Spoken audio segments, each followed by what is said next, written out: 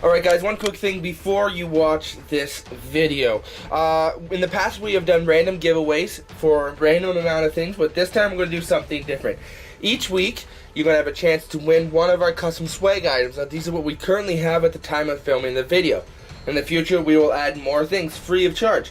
What we will do is we will pick one random comment from last week's videos at the end of each week, and we'll message you, and you'll be able to get one of our swag items that is in stock, free of charge, shipped to you anywhere in the world. So be sure to comment, ask questions, and so forth, guys. Hey Basement Collective, thank you for watching a video. Unfortunately, we didn't get to film many interviews, but we are with Matt and Anton from Hyacinth Games, talking about their game Wreckage. And guys, thank you for coming on, talking about us. Thanks for having us, man. So yeah, you guys had messaged me, you wanted to talk about the new game. I've seen a bit of it. I haven't actually had to play a game yet, but I think we're going to do a demo a bit later, and they'll be on the channel eventually after that. So guys, tell us a bit about Wreckage. So Wreckage is a post-collapse skirmish game set a couple hundred years in the future. So things are finally getting better, so you can, it's a lot of community building. Finally better after the apocalypse. After the apocalypse, exactly. It's a resurgence after, so people are still fighting over resources. They're still scant, but things are getting better to the point where communities can, I wouldn't say thrive, but build. Yeah, not die. They can struggle. Yeah. Communities cannot die. Yeah, exactly. There's less cannibalism. Yeah, well, that's good. That's good. It's 28 millimeter. You're looking at a small scale skirmish, so the base board is a 3x3, and you've got 4 to 6 models per side, so it's a very quick, fast, easy to learn game. Probably you could teach somebody the mechanics in 15 to 20 minutes, and an average game is 30 to 45 minutes tops. You can get the rules PDF at rec-age.net. I'll put a link in the description below for that. So the rules are free to download. You guys sell a printed version of the rules? We do. Yep. Yeah. You do. We sell a printed version of the rules, and then we sell a larger rule book that has a lot more fluff, backstory, and stuff like that. So it's that's a 128 pager. Our 46 pager, which is just all the basic rules, character creation, character advancement, and a little bit of campaign stuff, is free to download, or it's $10, or we got a $20 rule book that's got a lot more content. Awesome. So you have Wreckage post-apocalyptic, and you guys had just started a Kickstarter, or it got funded. But Yeah, it's still running, eh? Yeah, it just got funded. Yeah, it's for our 28 millimeter vehicles, and they're all modular. So we've got 3 different car chassis. We've got a pickup truck that can carry a trailer. We've got a bunch of dirt bikes, horses.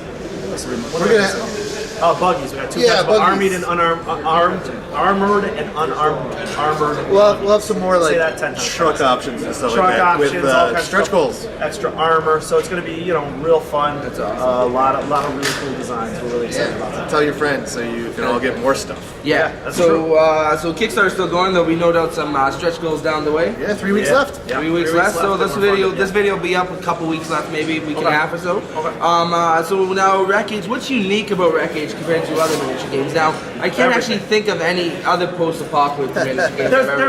There's a couple other post-apocalypse miniatures games, but I think where it shines is we've got a lot of non-combat mechanics that are built into the system. The system is built around a post-apocalypse world. It's not like a plug-and-play where you just take a system, you're like, oh, and there's a story of post-apocalypse. It's designed to be played for this setting. Like the malfunction die mechanic is because you created your weapon or you reverse engineered it. Yeah. So like on a roll of a 1, something bad happens? Something bad happens just on that one die. But I think a lot of the thing that really stands out about this is it's both an RPG, a narrative RPG, and a tabletop game, which is fairly unique. I mean, people have done that before, but I think the way that we do it with the same mechanics is fairly unique. And then beyond that, our story is really I feel pretty original. We put a lot of work into our story. Of course, we're influenced by a lot of the classic tropes and classic sci-fi and post-apocalypse stuff. Yeah, there's but we've really taken it in our own direction, and we've got factions that are pretty dissimilar from stuff, but there's still some familiarity with some of that stuff as well that you might be latch onto, which is if you wanted to, we're not looking to reinvent the wheel, but we don't want to just do something that's super redundant. And it's Creative Commons too, so we do some people that want to, and that's kind of unique in a miniatures game. We don't care if you write your own rules as long as you attribute it. As long as you attribute us and you do the Creative Commons license in the way that we have at the start of our books. Sweet. That's awesome, We man. welcome people to do that. Community, we're really involved in community, and we like to do proxy away. Speaking of community, like on our Facebook, if you have an idea for something wacky that you want to do, we will oftentimes actually make it. Yeah, we've made That's some, pretty sweet, we've man. made some stuff from people that have given feedback to us for sure. So. That's awesome. So you had mentioned character advancement. Can you tell us a bit more about that? Yeah, so basically what you use is your resource units. Yeah. Resource units are the cost of your models. It's also what you're fighting over. So let's say you're trying to get a scrap engine, pull a scrapped engine out of a wrecked car. That might be 50 resource units. With those 50 resource units, you're going to buy characters. You're also going to advance them. So there's 4 training levels, 4 basic training levels. There's green, trained, veteran, and elite. And those are how you advance. So you advance from one to the next. And as you do that, that costs resource units, and then you get to upgrade your stats, and you get access to better equipment, and you also get access to new traits. And finally, once you get to the elite training level, At the end of the campaign. at the end of your campaign, you'll get access to what are called feats, which are like a once per game, kind of like almost like a superpower. It's like some kind of epic maneuver that you can do. So how does one win a game of Wreckage? Like, so you said there's a campaign. Super varied. You said there's a campaign. So generally, you got a campaign. So it's not. So can you play one and done games? Yes, absolutely. And it's just resource units versus resource units. So 300 versus 300. And it's always that, or you could say it's 500. Whatever number you want. Like we use 300 because that's we use like 300 our because box it's a pretty sets. good baseline. Yeah, like our starter sets, usually 5 to 7 miniatures, and those are all built around 300 right now. Yeah, exactly. And that's usually like mid to late campaign. Like you're not going to need too much out of it. Yeah. But like, so we've got scenarios also on our website. Like we do a scenario pack every few months, and free PDFs of those as well. Yeah. And those all have different objectives usually than just run and gun. Yeah, it's not a lot of because if you just go and try to attack each other, your guys are going to die. Yeah. Try to have you more narrative. One of the nice things about some of these objectives is you can get wiped off the board and still achieve your objective, depending on what your objective is. So as long as you're playing for your objective, you're going to be in a much better place than if you're just standing there and trying to shoot each other. But you can certainly do those kinds of games.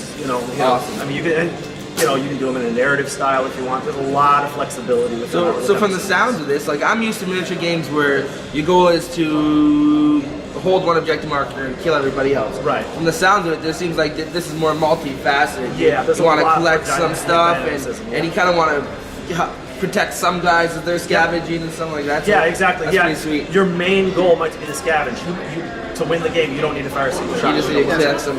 Or if you're doing like a big bar, like a big trade in the middle of the desert or something, you might not want to fire a shot, but your green characters might lose their nerves. Yeah, you fail their nerves test. They accidentally, they get nervous. They pull their gun, and you basically just lost yourself in the game. Awesome. And you got to fight it out. So. Oh no! Like there are instances where there's a lot of weird. There's a lot of instances where shooting is definitely not the primary goal. You can Especially do it, when but if you you're, do it every time, you're going to die. especially when your gun might explode in your hand. Like Yeah. so there's like a stat concentrated fire. I'm doing demos this weekend. I had numerous times like, well, I'm going to hedge my bet. I'm going to roll twice. And I was like, or should I do an aim shot because I'm shooting twice?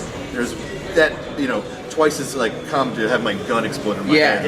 And it does happen occasionally. So 50% chance. and depending on which factions you're running and how well maintained their equipment is, some of it can have even worse effects. So if you haven't maintained your gun, it could blow up in your hands. It could kill you. There's some pipe rifles. Pipe rifles, especially. That's the pretty sweet. drifters. Most of the drifters have pretty terrible shooting weapons. Yeah. All right. So it says activation. Does that mean each model activates individually? Correct. So sorry, go ahead. it's a you-go-I-go system. You activate one character, the next player activates another character. You can play with more than 2 players, so as many characters, as many players as you have activate, and then you go in initiative order from highest to lowest. So when you roll for initiative, you roll the amount of dice equal to your wits attribute.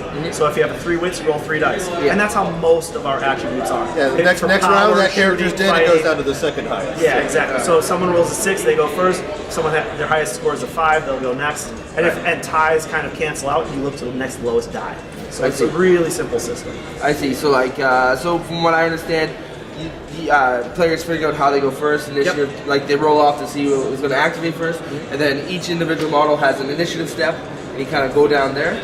No, each individual has an activation. Okay. So they'll activate, and you can choose the order that you activate. So you get one character they activate. Yep. Then the next player has one that activates, and then you keep going, back and forth until every character is activated, and that's one turn.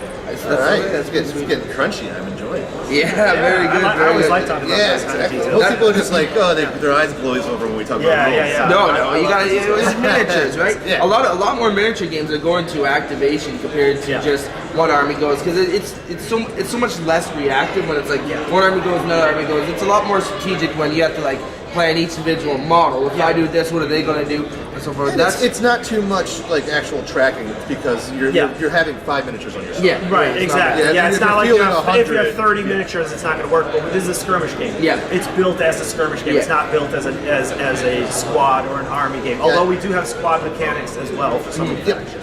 All right, so by the sounds of it, you play on a 3x3 board. It's post-apocalyptic, so if you like terrain, that's sweet. You go to the Walmart, you buy some like decent-sized toys, and you just kind of burn them, cut them up. Yeah, I your make terrain. a lot of terrain out of my recycling before Yeah, I put it away. And you guys have some resin terrain too. We have some resin terrain, and next year we're going to have hopefully have a full line of resin terrain and MDF terrain as well. That's pretty sweet. So no doubt a Kickstarter for that in the future, maybe. Possibly. We're going to see how we're not sure how we're going to structure it. I don't know if we want to keep going back to Kickstarter over and over, but if we need the money, to actually make it happen, that's when we go to Kickstarter. We do reinvest if we can everything do it into this game. ourselves without Kickstarter, sweet. we prefer to do it. That's awesome, man. Just roll out one time. Yep. I mean, this looks really cool. I know I'm excited to try this. So what's the website they go to for this? Rec-age.net. So there will be a link in the description below for that. But I do want to thank you guys. Is there any last things you'd like to say? Anything last?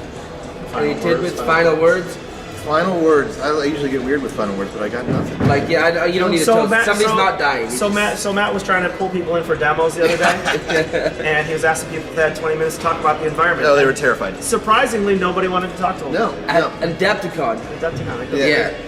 No, I don't want to That was talk his about pitch. the environment. That was his pitch. It was. I was maybe inebriated. He was a little drunk. Yeah. This is what's going to happen if we don't take care of our environment. And that's exactly that was the In pitch. 80 years from now, our grandchildren And nobody are was going to be listening, fighting so our over game is going to resource come true, and tokens. it's all of these people's This fault. is actually prophecy. They wrote prophecy. Exactly. All right, guys. Well, thank you very much for that. Thanks for having Be us. sure to check them out. There'll be a link in the description below. And we have more videos coming from Adepticon. 1 or 2, like I said. We didn't film a whole lot of interviews, but I'm happy these guys reached out to me. So keep on wargaming, guys.